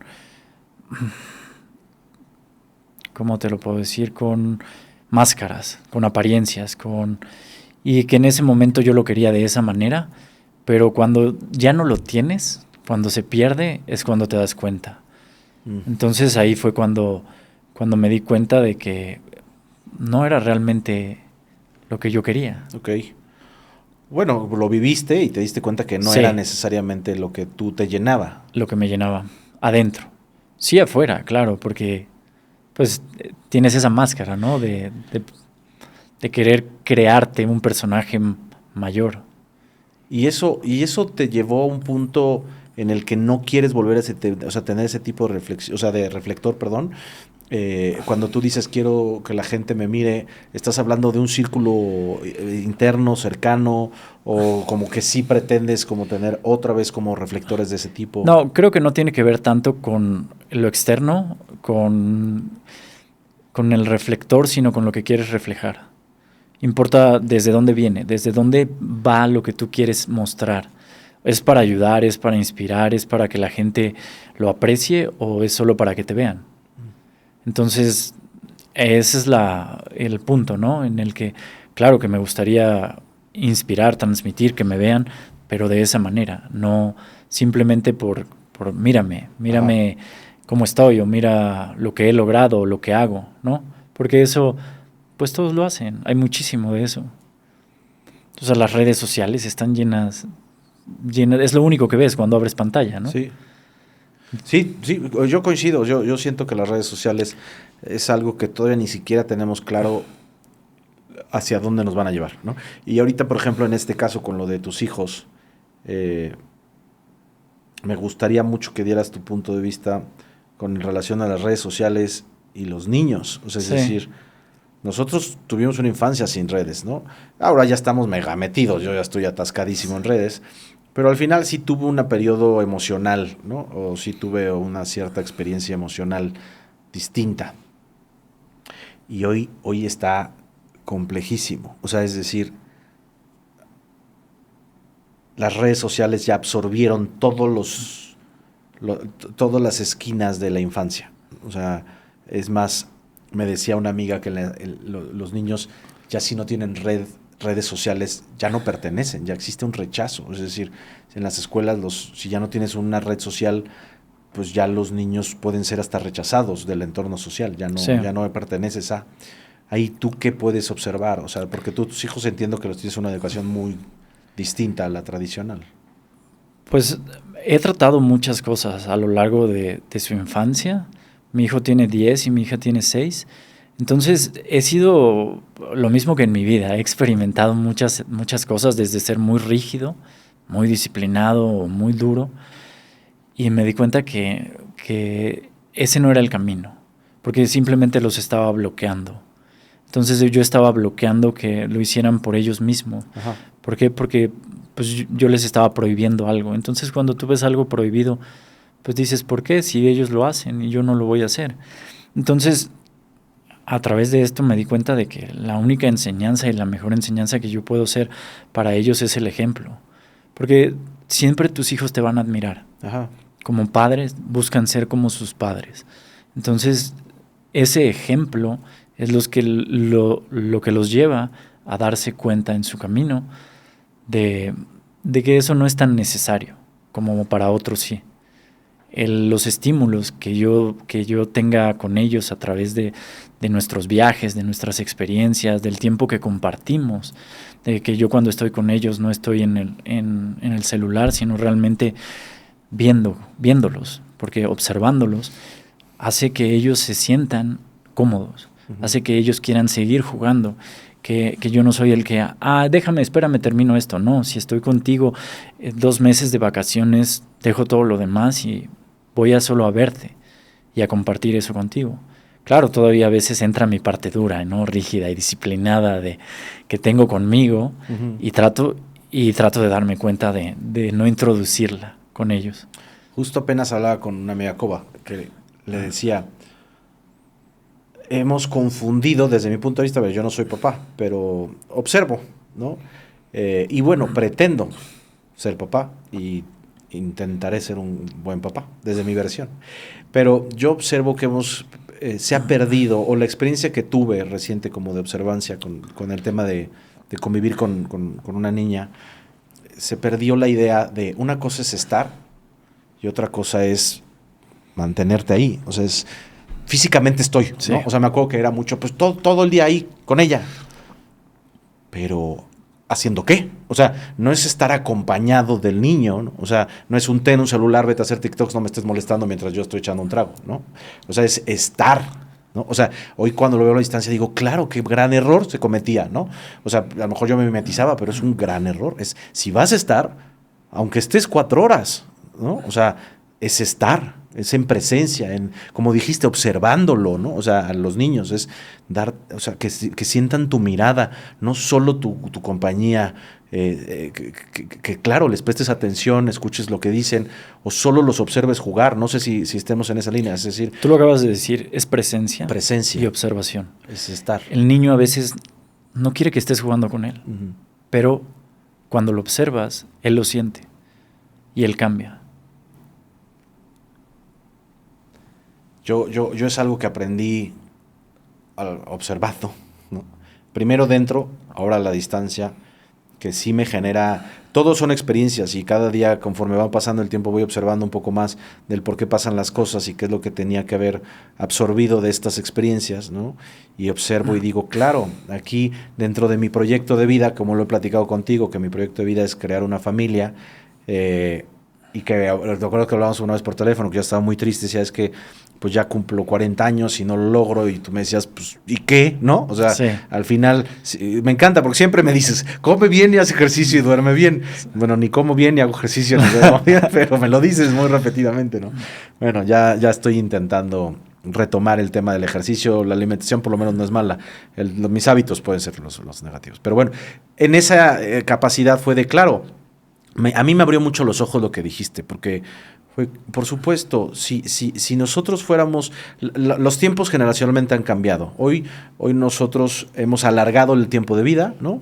Y eso ha llevado a que no tengamos experiencias tan prematuras de vida. O sea, ya no tenemos que estar casados a los 25 años con una familia. Hemos podido desarrollar la posibilidad de alargarlo un poquito más. Pero sigue siendo un tema individual de decisiones, ¿no? Y la decisión de... Si yo quiero ser un padre, tengo que ser coherente con relación a esa decisión. Y una es cultivar tus emociones, que yo me acuerdo una vez que le decía a una expareja, ¿de qué sirve generar riqueza física o material si yo cada vez que escucho a un junior lo que se queja es mi papá no estaba? ¿No? Sí. O sea, no es me compró un Ferrari o no me compró un Ferrari, es mi papá no estuvo en mi cumpleaños, mi papá no fue a mi graduación, ¿no? Es decir, esa presencia es la que genera la laguna de la pérdida emocional. Y entonces lo que yo en algún momento reflexioné fue, pues más allá de herencias materiales, creo que lo que más puedes transmitirle a un hijo es tratar de limpiar la mayor cantidad de heridas transgeneracionales que tengas. O sea, hacer tu chambita, tu tarea de voltear a ver a tu linaje y decir, pues si tengo un problema con mi papá o tengo un problema con mi abuelo, lo resuelvo, ¿no? Bueno, yo creo que eso lo debes de hacer antes de tener un hijo, ¿no? Por eso, o sea, es decir, sí. Claro, sí, o sea, es decir, me resuelvo primero acá, ¿no? Claro. O sea, a ver papá, a ver mamá, a ver, no, o sea, me resuelvo acá para no heredarle esas traumas, heridas a mis hijos. A ver, los vas a traumar, pero ya son la de él y yo, ¿no? O sea, ya no es la de porque me enojé con mi papá, ya no. O sea, es decir, trabajar eso. 2, trabajar en tus emociones para que puedas a ellos darles la capacidad de la madurez emocional, ¿no? Que eso sí solo es ejemplo. Sí. Si te ven que explotas, o sea, si vas en el coche y se cae algo y ¡cara! Sí. Es como, por más que le digas, ¿cómo están tus emociones? O sea, sí, que es esquizofrenia. Sí, totalmente. Entonces, es la madurez y ahora que se me quedó muy grabado es la dominio emocional. La gestión, dominio, madurez, ¿no? Y la otra es el tiempo de calidad, lo que dijimos, la presencia, pero y la resiliencia. Es decir, mostrarle a tus hijos la capacidad que tienes de sanar, ¿no? Reconocer tus heridas, transmitir, se puede resolver. Transmitir eso. ¿No? Y se puede resolver, yo lo hice, ¿no? Sí. No solo lo digo, yo lo hice. Mira, cada vez que explote, siente esto, ayuda, o sea, pero que te vean a ti, ¿no? Regularte. Nada de esto estoy diciendo que yo lo tenga hecho, ¿eh? O sea, no quiero caer en el de yo soy, ¿no? La resiliencia es, los conflictos va a haber en todas las etapas, en todo el tiempo. Busca las herramientas, haz ejercicio, no sé, busca, lee. Por ejemplo, en el caso de mi mamá es estudiosa, ¿no? A lo mejor ya no es ejercicio, pero se mete a estudiar y eso la levanta de sus crisis y se mete a un curso y estudia y estudia y estudia. Y permanece, pero la permanencia no solo es con el otro, es para contigo mismo. O sea, estate contigo. O sea, sí puedes permanecer en ti 1 hora sin agarrar el celular, sin prender una pantalla, como yo le decía en el otro podcast, viendo el techo de tu casa, observando el árbol de tu jardín, sentándote en un parque, hasta conviviendo con un perro, ¿no? Porque al final, como tú dijiste, es una compañía, pero no es una compañía que retroalimente, es una compañía que estimula tus sentidos, ¿no? Y creo que eso es realmente lo que necesitan los niños en generalidad, más allá del dinero, de la gran escuela, de las super relaciones, o el de estar con él 18 horas al día, haciendo solo cosas de adultos, ¿no? Cosas que solo a ti te importan, y dándole distractores para que no me molestes, porque yo lo que quiero es no estar en mi realidad, ¿no? Sí. No sé, ¿qué opinas? Sí, cuando tú ves a un niño por lo general casi siempre quiere jugar. Algo que no ves ahora que teníamos antes es que nosotros de chicos siempre estábamos jugando. O sea, estábamos en los parques, estábamos en la calle. Y yo creo que eso le afecta también a los niños ahora en las ciudades, porque cada vez hay menos lugares, menos espacios para que los niños hagan esto. Las escuelas, incluso las escuelas, cada vez tienen aulas más comprimidas. Entonces, a un niño todo esto también le afecta. ¿Por qué? Porque él necesita estímulos. Estímulos de movimiento, estímulos de el cerebro, neuroplasticidad al momento de generar todo esto. Y cuando a un niño solo le das mucha dopamina rápida, como los celulares, como muchos azúcares, todo esto, entonces el niño va a generar también enfermedades, ¿no? La alimentación, Fano, a ver. Ya vimos que el duelo no existe para ti. Por lo menos así lo dices. El deporte es la estructura que te ha dado el desarrollo de conciencia y la capacidad de salir de los momentos de mayor complejidad emocional, y que te haya dado esa estabilidad y esta posibilidad de ir hacia adentro y de sostenerte en la vida, ¿no? Las etapas que has ido marcando siempre han sido, desde mi punto de vista, de un desarrollo. Has tenido una progresión, ¿no? Hay gente que tiene involuciones, tú has tenido una progresión de conciencia, de madurez, de carácter, han sido todas tus experiencias de vida. Yo me acuerdo mucho que tú siempre has hablado mucho de la alimentación, ¿no? Y también aquí creo que existe otra gran verdad a medias, en la que dicen, en el tema de la alimentación, es que me siento triste, es porque algo me pasó en la infancia, o sea, es decir, está vinculado el 100% de las emociones a un tema psicológico. Y yo hablando contigo, y que alguna vez un terapeuta me dijo hace muchos años, Me dijo, y la gente a veces es demasiado absurda. Y todo se lo recarga a las emociones, se lo carga a lo psicológico. Y mucho tiene que ver con lo físico. Hay gente que está triste solo porque tiene un metabolismo de la chingada o porque sus hormonas están descompensadas. Es decir, hay emociones que son derivadas de lo físico. Sí. No todo es lo psicológico. Claro. No es todo el planteamiento en el que todo lo físico tiene que ver por una emoción o por un tema psicológico. Hay cosas que tienen que ver con lo físico. Y lo físico, aunque no hagas ejercicio, tiene que ver con la alimentación, ¿no? Es decir, lo que yo he entendido de ti, porque yo ni soy nutriólogo, ni me alimento bien, o sea, quiero que tú puedas, si tienes la posibilidad de explayar, ¿qué tanto afecta a nuestras emociones la alimentación? ¿Y qué tanto a los niños? Que el otro día yo me acuerdo que hace un tiempo con una expareja, un Halloween. Güey, la mesa llena de dulces. O sea, es decir, fuimos a dar la vuelta al fraccionamiento. Nunca había visto tantos dulces en mi vida. Yo no me acuerdo haber nunca de niño ir a hacer la caballerita. Y yo me le quedaba viendo a la mesa. Entonces le decíamos a la niña, pero nada más puedes agarrar 4 hoy. Le dije, es que aunque agarre 4 hoy durante el año, esto no se lo va a acabar. O sea, ¿por qué estamos celebrando metiéndole azúcar? O sea, igual que los cumpleaños, ¿no? Ah, es su cumpleaños, que coma pizzas, hamburguesas. Los adultos sí se piden su comida y a los niños les avientan pizzas y papitas. Y digo, puta, esto no debería ser al revés. O sea, al final, si yo me contamino con una pizza, ¿qué importa? Ya estoy viejo. Sí, pero él está creciendo. O sea, ¿por qué los cumpleaños de los niños se volvieron la comida más chatarra? O me acuerdo que me decían, es que es domingo, pues ya comió bien en la semana, pues le compramos una pizza.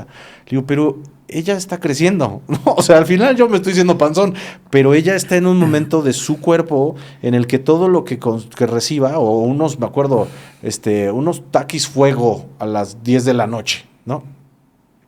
Y yo decía, sin conocimiento alguno, sin que yo tenga prácticas correctas de alimentación, ¿no estaremos muy enfermos emocionalmente porque también estamos comiendo desde niños ya basura, pero mal? O sea, yo he dicho, toda la comida que es fosforescente, sí, ¿por qué la ingresamos en nuestro organismo, no? Pues yo creo que hay más enfermedades por esa razón. Si tú te das cuenta, los niños ahora tienen muchos problemas en los dientes desde que están chicos. Ah, ¿los dientes son un reflejo? Reflejan mucho de la alimentación, la estructura mandibular de los niños. Entonces, es importante, es muy importante la alimentación en la vida, pero solo tú viviéndola como papá, yo creo que la puedes transmitir. Claro. O sea, si no, no habría congruencia, no hay coherencia. Y no veo... No sé, por ejemplo, hablemos del sistema Montessori. Ajá. En las escuelas. El sistema es un sistema muy bueno a la base, ¿no? Uh-huh. Pero si una maestra no vive el sistema, va a ser muy difícil que lo transmita. Si yo no hago ejercicio, ¿cómo te voy a transmitir a ti que lo hagas? Sí, tiene sentido. Entonces, yo creo que mientras un papá no tome la decisión para él de cambiar, va a ser muy difícil que se lo pueda hacer entender a un niño. Sí, a ver, el ejemplo arrastra, pero solo a los niños. Yo creo que también como adulto, ¿no? El ejemplo, porque cuando ves a alguien bien, también te motiva, ¿no? El ejemplo que quieres seguir o lo que quieras cambiar en ese momento. Entra lo que hablábamos del destino, te lo pone el destino y tú decides si quieres ir por ese camino, porque también va a estar el otro, ¿no? Que también está ahí, en esa rama, en ese abanico. Ahorita que me metí al catolicismo, que se me hace muy interesante, se usa la palabra pecado. Sí. Y yo entendía la palabra pecado como un concepto de algo malo, ¿no? Como de un error, como el haber cometido una falta. Y ahora que entiendo la etimología, o como me la platicó el padre, me dice que pecado no significa eso, sino significa no dar en el blanco, o sea, no acertar en el objetivo. Y eso cambia completamente la construcción de la interpretación, ¿no? Para mí, ¿no? Espero para los demás será todavía algo malo, pero para mí cambia. Entonces es claro, me salgo del objetivo, ¿no? O sea, es decir, no logré el punto al que quería y eso me construye ese concepto del pecado, ¿no? Sí. En esto que estás diciendo es el niño que subsiste psicológica y físicamente y emocionalmente del padre. El objetivo del padre sería mantener su vida y sostener su camino hasta que encuentre su propósito.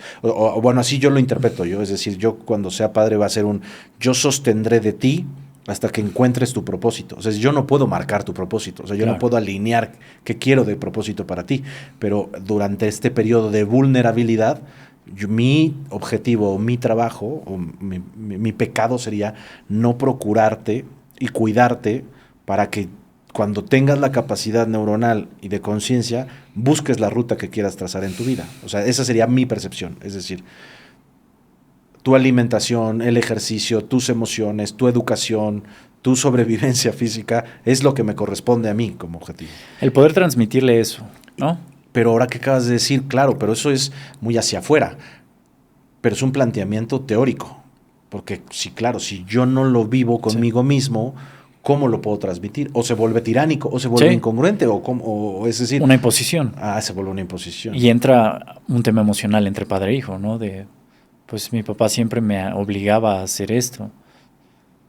Y entonces ahí es donde se puede generar una ruptura mucho más dura en la adolescencia. Porque rompo con todo lo que tú me dices y empiezo entonces a asumir las conductas que vi en ti, ¿no? O sea, es decir, mira, eso se me hace un punto interesante, no lo había planteado así. Entonces la adolescencia podría no ser tan adolescente o no tan dolente si hubiera coherencia, porque entonces el hijo al despegarse del padre puede solo comportarse dentro de lo que miró en el padre, y no rebelarse ante lo que el padre le impuso, porque dijo, ¿cómo es que tú me decías que no tomara si yo te veía tomar? ¿No? Ahora voy y me pongo hasta el pepino, ¿no? No sé si en tu caso, pero por lo general en la mayoría de los casos de nuestras experiencias de vida fue eso, ¿no? Como el revelarme a mi familia. Ajá, porque ¿por qué me voy a seguir haciendo lo que tú me dices si yo no veo que tú lo estés llevando a cabo? Eso se me hace muy interesante, no lo había pensado, es una reflexión que me llegó ahorita. Sobre todo por lo que hemos platicado, que a mí me interesa mucho ser padre, tengo una gran intención desde el profundo sensación de mi corazón, pero sí no quiero ser un padre accidentado, ¿no? Y yo creo que por eso me he tardado tanto, porque he sido, si no cauteloso, por lo menos he sido prudente en ese aspecto, ¿no? De no me quiero solamente reproducir solo por la necesidad de hacerlo. Y esa conversación que tuve contigo me llenó mucho porque dije, claro, por ejemplo, hoy me pasa que yo tengo 40 años y hay veces, y ya se burlarán de mí en las redes, pero hay veces que me dicen, no te ves de 40 años, ¿no? Digo, porque no me siento, no me comporto y creo que físicamente no me veo deteriorado en ese aspecto. Tengo muchos amigos que desde los 30 quedaron pelones y ya valió madres, ¿no? Y tú me dijiste mucho eso, me dijo, tú puedes ser un padre de 60 años con la fuerza de uno de 30 años, lo que hoy de 30 ya no tienen. Y a mí se me quedó muy grabado y ojalá la gente que nos escuche se lo pueda llevar. En el que cuando hablé con Fanuc yo estaba muy triste, ¿no? ¿Te acuerdas que te marqué por teléfono por la experiencia de la ruptura que tuve? En el que yo ya había cargado mucho la proyección de una familia y que ya no se pudo continuar con ese proyecto de vida, decía, pues a lo mejor ya se me truncó. Y eso que me dijiste de, a ver, no, porque si tomas las decisiones correctas a partir de hoy, que me dijiste, tu cuerpo te responde muy bien, Héctor. En 3 meses tú, por algún motivo, tu cuerpo pues tiene una mejoría, te desinflamas, bajas de peso, tus músculos crecen. O sea, sí te responde, ¿no? No es como el que lleva 5 años haciendo ejercicio y nomás no ve resultados.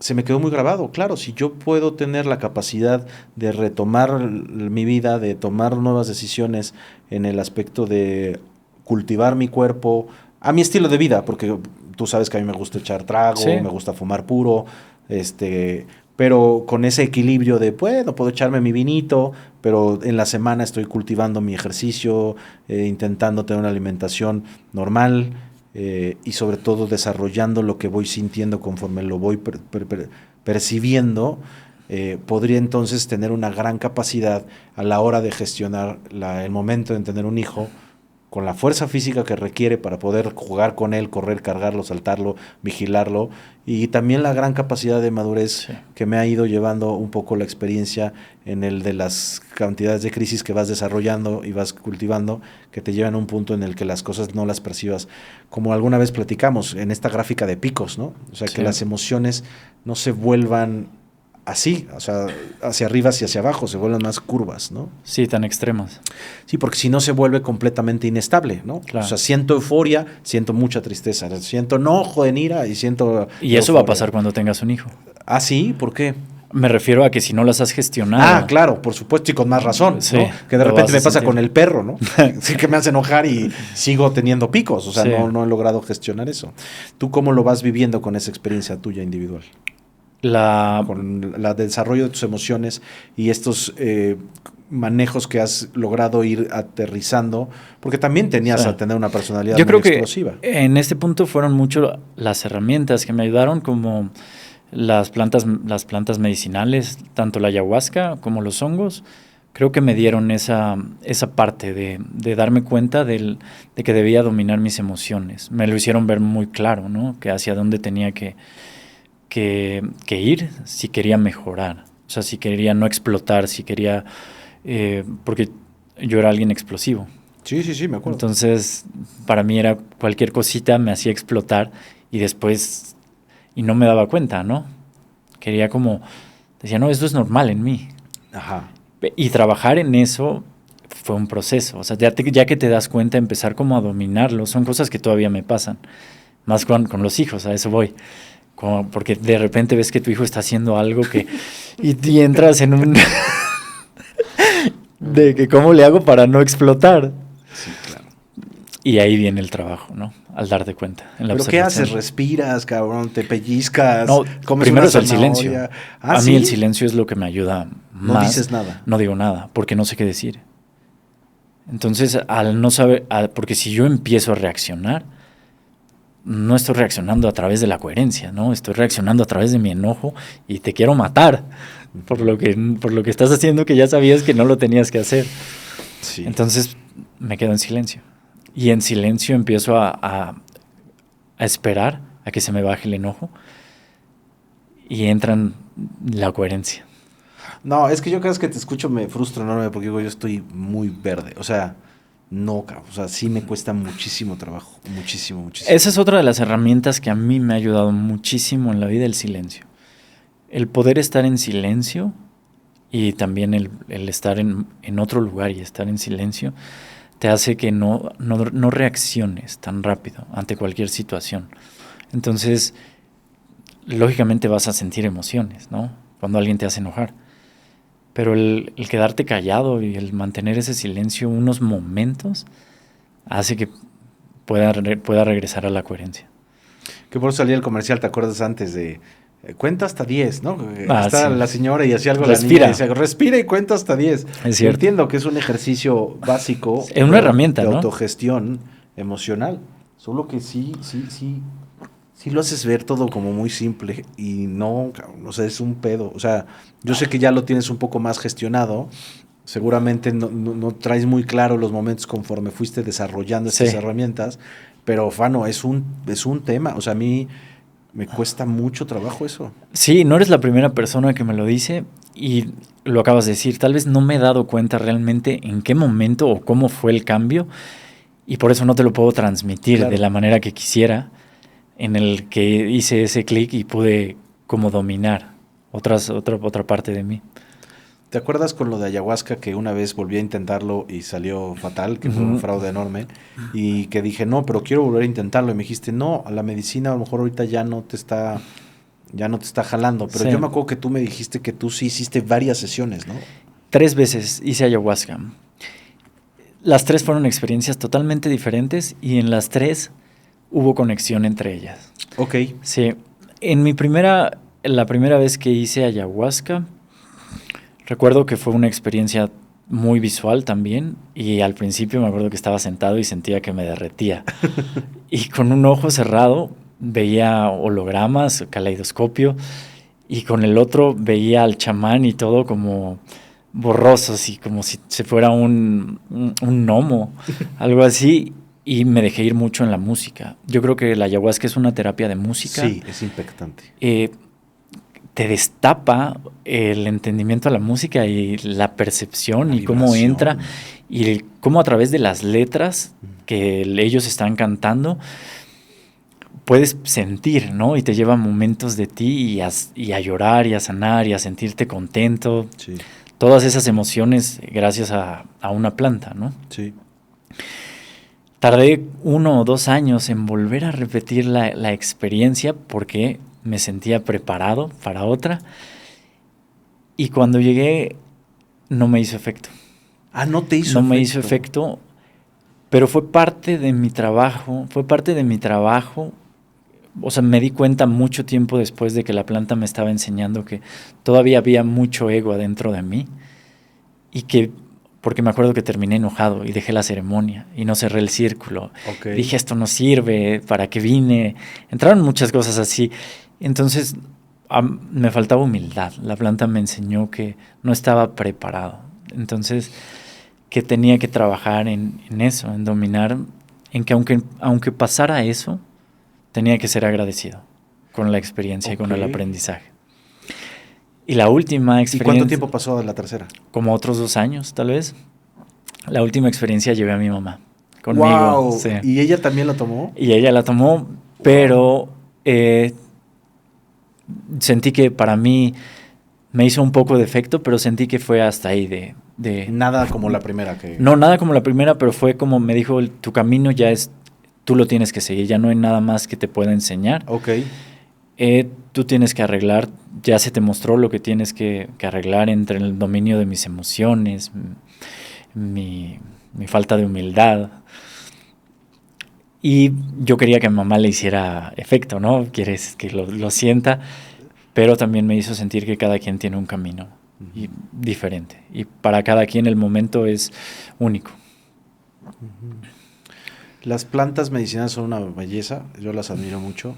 Lo que acabas de decir se me hizo muy interesante, porque la segunda vez que yo también estaba bien frustrado y te dije, la chingada, ya me iba a pelear, devuélvame mi dinero. Bueno, muy a mi personalidad, ¿no? Sí. Y que tú, oye, suéltalo, déjalo ir. Y no, ni siquiera había reflexionado al respecto de ello. Yo creo que hay algo bien importante que me gustaría que si puedes transmitir, que tú tengas un poquito más de conocimiento. Muchas veces cuando hablo de ayahuasca se interpreta como si fuera una droga, ¿no? O sea, como que es alucinógena. De hecho, sabes que es la segunda vez que le hablé a esa mi expareja, sabes, de me siento mal. Pues no fuiste eso a drogarte y que me ofendí enorme. O sea, que fue de cómo si yo ni marihuana he fumado en mi vida, ¿no? Sí. O sea, no es un paliativo. O sea, no estoy buscando esta herramienta para evadirme. Al contrario, sí es una confrontación en teoría, ¿no? Muy fuerte en tu ser. Si nos puedes platicar un poquito qué es esto de ayahuasca para ir ahí cerrando también. Un poquito qué es ayahuasca. Y dejar mucho la cultura de no es un paliativo, no es lucrativa, no te va a sanar, no es un Alka-Seltzer, no es una aspirina, no sé, algo que puedas como aportar sobre estas herramientas. Mira, yo te puedo aportar lo que hizo en mí, mi experiencia. La información ya está en todas partes, ¿sabes? Antes podíamos pensar que era una droga, pero ahora ya son estudios científicos, ya hay mucha información. Ya el que no lo quiere es por ignorancia, ¿no? El que no quiere como adentrarse un poquito o estudiar los temas es simplemente porque quiere seguir en la ignorancia. Para mí, ayahuasca, hongos, bufo han sido una terapia y una herramienta que me ha ayudado a ser mejor cada día. Y hacia adentro. Porque la mejoría generalmente tiene que ser hacia adentro. Sí, ¿no? total. Para que no... Yo tengo la percepción que se creó una cultura alrededor de estas herramientas que ya también se volvieron capitalistas y se volvieron ya de consumo, ¿no? Sí. En relación al... Es que quiero estar bien. Es que no es estar bien. El propósito no es estar bien. Como el propósito no es ser feliz, como el propósito no es estar en paz, el propósito no es estar bien. O sea, al final el propósito de nuestra existencia, como yo lo percibo, es encontrar el camino de plenitud, que es la coherencia, ¿no? Desarrollar las herramientas para poder gestionar las crisis que se presentan y en el momento que decidas tener una trascender, que para mí la única trascendencia es con hijos, o sea, que logres trascender, puedas dejar en esa trascendencia la misma actitud, las mismas herramientas, la misma búsqueda, pero solo todo es un camino, nada es un objetivo, ¿no? O sea, no vas hacia un punto, es el recorrido y con ese recorrido es qué tanto puedes aprender de las experiencias asertivamente, qué tanto puedes ser resiliente y aceptar las dinámicas como se presentan y qué tanto tienes la intención de ir hacia adentro para buscar. ¿Te acuerdas una vez lo platicamos? Que había una frase que decía, y entonces me hice budista, fui al Tíbet, hice Reiki, hice flores de Bach, hice constelaciones, fui al Camino de Santiago y para darme cuenta que todas las respuestas estaban en mí. Sí. ¿no? O sea, que todo el exterior que recorrí, que es indispensable, es necesario, tienes que ir a terapia, por favor, gente, vaya a terapia, no se crea el cuento de leerse un libro de autoayuda o escuchar un podcast como este y salir adelante. Necesitas herramientas, todas las herramientas que existen en el mundo. Y que ahora hay mucha información. Y lo que dices es cierto, que ahora también cuando la gente hace ayahuasca o cuando hace cualquier planta medicinal o ritual sagrado, debe de informarse y debe de buscar lo que va a hacer y ir con quien tú te sientas que hay más coherencia y congruencia. No encontrar una publicidad, Ujú. ver la publicidad y decir, ah, bueno, ahí voy. Pero así es todo, así es el ejercicio, así es la alimentación. Ahora hay mucha información, pero ¿qué tanta es real? ¿No? ¿Qué tanta es congruente con lo que necesitas? Y lo que platicábamos alguna vez, si vas a consumir algo, tienes que saber de dónde viene. Sí, Porque si la persona, que es como lo que yo pienso de las drogas, yo nunca consumí una droga, no me llama la atención, pero no solo por el estímulo, por lo que representa. sí. O sea, hay mucho dolor ahí, ¿no? Sí, O sea, al final total. la botella que yo me tomo de vino, nadie está muriendo porque yo tenga esa botella en mi mesa, ¿no? O sea, al contrario, genera un trabajo, es decir, hay hasta una cierta alegría en el desarrollo del producto, ¿no? En otras cosas existe mucho dolor, hay mucha sangre, o sea, pasan muchas cosas para que ese producto llegue a ti y te lo estás ingiriendo, ¿no? O sea, es lo mismo con esto, o sea, si la medicina está trabajada por alguien que no hace su chamba, Sí, no está que no en lo vive. coherencia, ¿no? Pues te lo estás consumiendo, Claro. ¿no? O sea, lo estás metiendo a tu organismo. Y ahí aparecen las malas experiencias, que la gente dice, no, eso no sirve, o eso, pues, Y quedé loco y... claro, pero pues es parte de tu mala información, ¿no? Correcto. Querido amigo, ¿algo más que quieras aportar, que creas que pueda ser conveniente para los que escuchan, que se quieran llevar algo de ti, algo que quieras transmitir? No, creo que hablamos de todo un poco. De todo un Dejamos para otro momento más plática. Yo feliz para que podamos ir profundizando sobre algunos temas. De nuevo, pues no queda más que agradecer tu vida, agradecer tu amistad, tu cariño, tu presencia. Siempre estaré muy contento de contar contigo en mi vida. Te agradezco que te hayas dado el tiempo de venir acá antes de que te regresaras a la selva. Y nos veremos pronto, amigo. Gracias a ti por invitarme, Héctor. Pues muchas gracias. Y a ustedes, muchísimas gracias por ver este podcast. Espero que hayan disfrutado. Este fue un capítulo diferente. La idea era más una charla cómodo, tranquila, sin mayor expectativa, ningún formato. Espero que lo hayan disfrutado así como nosotros. Y al final, la idea es que se puedan llevar alguna espinita, algo que les llame la atención, que se puedan quedar con ustedes, que los lleve a algún punto de reflexión. Así que no me queda más que despedirme y agradecerles y recordarle que este es su podcast, Haz que Pase. Suscríbete, comparte el canal, comenta y nos vemos el siguiente fin de semana.